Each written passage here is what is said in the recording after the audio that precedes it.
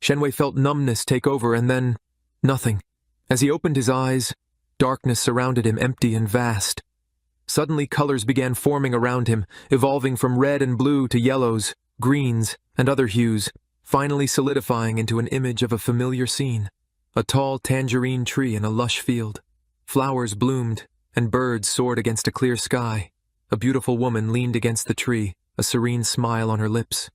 "Ah Huo," Shenwei whispered. The vision of Ah Huo looked alive and well, but this wasn't his memory. Her purple dress and lavish jewels seemed out of place. The necklace around her neck, one he'd gifted her, confirmed it. Shenwei realized he was seeing a moment from the time he'd been held captive by Song Xuan, when he'd longed to understand how Ah Huo had died. In the vision, Ah Huo was soon joined by a cheerful, richly dressed man. They spoke about politics, the harsh rule of Emperor Song Xuan, and rumors of a hidden concubine. Shenwei's heart clenched as he realized Ah Huo had always been drawn to someone like this man of charm and power, unlike himself. Listening to Ah Huo confide to the man how she'd never loved Shenwei, how she'd wanted his wealth, he felt shattered. The vision faded, leaving Shenwei in a dreadful silence. He found himself in a dimly lit room, staring at his own corpse preserved in a glass coffin surrounded by melting candles.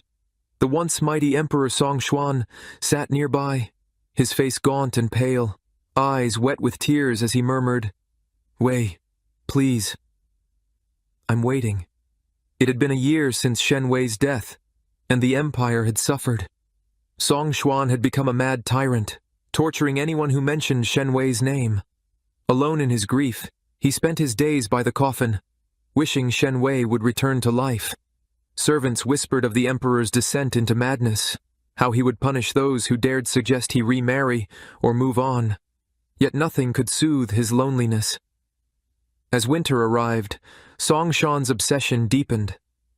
One night, in desperation, he ran to the coffin, believing Shenwei was only sleeping. He opened the glass, carefully lifting Shenwei's lifeless body, cradling it as though he could revive him. "Wake up, my love," he whispered. "I'm sorry. I'm sorry."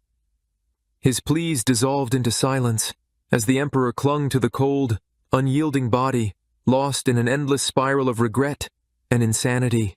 Song Xuan knew he was a bad person. From birth, he was destined for a dark path. As a child, he stole whatever he could to survive and gave everything to his mother. Before he rose to power, life was harsh and simple. He'd been called many things: thief, bastard, trash. He was used to it. One memory stuck with him. When he was 8, he was only called Xuan.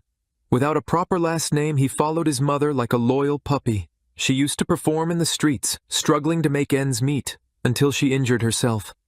One day she handed him a gold coin she had earned and told him to buy something nice. The little boy ran to the market, eager to get his mom a special meal. But he foolishly held onto the coin too visibly and bumped into a large man. The man demanded the coin. Xuan clutched it to his chest, but the man beat him until he dropped it. Alone and bruised, Xuan sobbed against a wall. No one came to help. Then he heard a voice. Looking up, he saw a boy 2 years older, with elegant clothes and deep blue eyes.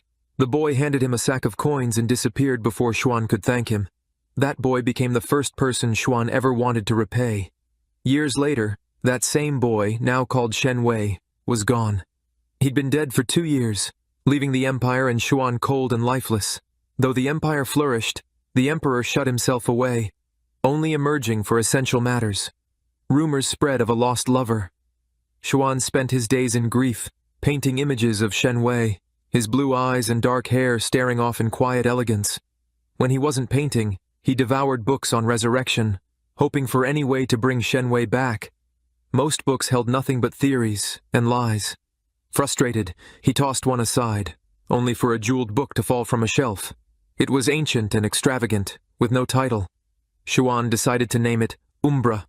Inside, Umbra hinted at forbidden magic. To bring back the dead, one would have to summon the lord of the underworld, Mordek. Mordek's soul had been scattered by the gods, but fragments had been sealed into this book by a powerful immortal. It had taken 5 years for Shenwei's soul to reform, so Xuan waited, desperate but patient. At last the time had come. The Emperor entered the quiet room, a determined glint in his eye. He placed the book by Shenwei's glass coffin and whispered, "We'll meet again soon." It was a promise, one that he vowed he would make real. Song Xuan placed the book down and looked at the corpse of Shenwei. 5 years had passed, but his beauty remained unchanged. Song Xuan had cleaned and dressed him after his death, unable to bear seeing Shenwei in blood. He had wept, regretting his cruelty, realizing too late how deeply he loved him. Shenwei had hated him, and Song Xuan mourned his mistakes. "I was blind. I love you," he whispered, tears unshed. He kissed Shenwei's lips softly. "I'll bring you back, even if I die." The room filled with incense as the ritual began. Song Xuan placed Shenwei in the glass coffin and took out Umbra, the jeweled book. As the sun set, the room was bathed in its light, and Umbra shone brightly. The light dimmed and a voice echoed, "Who dares disturb me?" "I do," Song Xuan replied calmly. "A mortal?